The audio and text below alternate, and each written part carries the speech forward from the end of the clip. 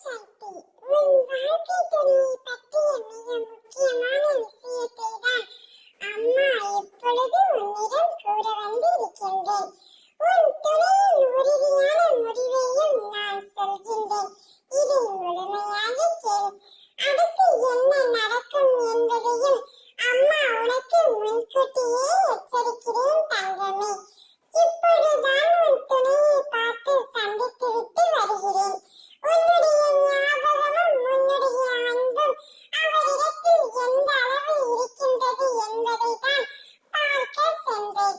நீ எந்த அளவிற்கு உன் துணையின் மீது அதீத அன்பும் அக்கறையும் கொண்டு இருக்கின்றாயோ அதே அளவிற்குத்தான் உன் துணையும் உன் மீது அன்பும் அக்கறையும் கொண்டிருக்கின்றார்.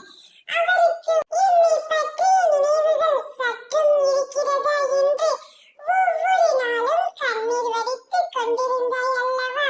நீ நினைப்பது போல் இல்லை.